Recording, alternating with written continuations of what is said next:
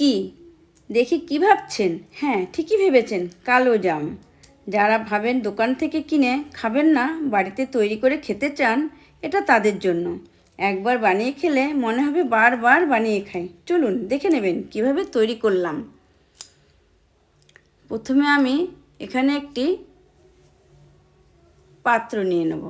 পাত্রের মধ্যে মিক্সিতে পিষে নেওয়া চিনি আর সুজিটা দিয়ে তার মধ্যে গুঁড়ো দুধ, আমুল আর সামান্য ময়দা দিয়ে এটাকে আমি ভালো করে মিশিয়ে নেব। ঠিক এভাবে মেশাতে হবে।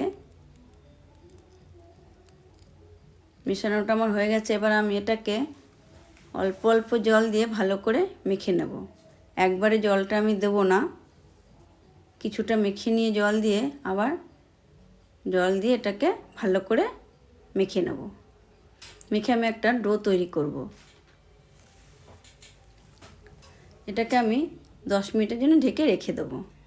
এবার আমি এখানে ওভেনটা অন করে একটি কড়া বসাবো। কড়ার মধ্যে আমি পরিমাণ মতন জল দিয়ে পরিমাণ মতন চিনি দিয়ে দেবো। চিনিটা একটু নেড়ে চেড়ে দেব। নেড়ে চেড়ে দিয়ে এটাকে একটা শিরা তৈরি করে নেব। এদিকে আমি 10 মিনিট পরে ফিরে এসে ঢাকনাটা নামিয়ে এটাকে আবার একটু ভালো করে মেখে নেব। মেখে নিয়ে আমি একটা লাচি তৈরি করে ছোট ছোট গুটি বানিয়ে নেব। গুটিগুলো বানিয়ে আমি এগুলো গোল্লা তৈরি করে নেব। আর কিছুটা ছোট ছোট গুল্লি তৈরি করে নেব। ঠিক এভাবে ছোট বড় করে তৈরি করে নিয়ে ওভেনটা অন করে একটি কড়া বসাবো। কড়ার মধ্যে আমি এখানে ঘি ব্যবহার করব। পরিমাণ মতন ঘি দিয়ে নেড়েচেড়ে ঘিটা গরম হয়ে গেলে চাইলে আপনারা সাদা তেলও ব্যবহার করতে পারেন। এবার আমি একে একে গোল্লাগুলো দিয়ে দেব। দিয়ে আমি একটু নেড়েচেড়ে ভেজে নেব। একটু লাল লাল করে ভাজতে হবে। বেশ ভাজা হয়ে গেছে, এগুলোকে তুলে নেব।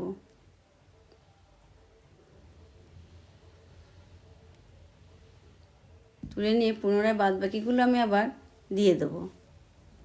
দিয়ে আবার নেড়েচেড়ে একটু ভেজে নিয়ে তুলে নেব। এবার ছোটোগুলো একে একে সবগুলো দিয়ে দেবো। দিয়ে এগুলোকেও নেড়েচেড়ে একটু ভেজে নেব। ভেজে নিয়ে আমি এগুলোকেও তুলে নেব।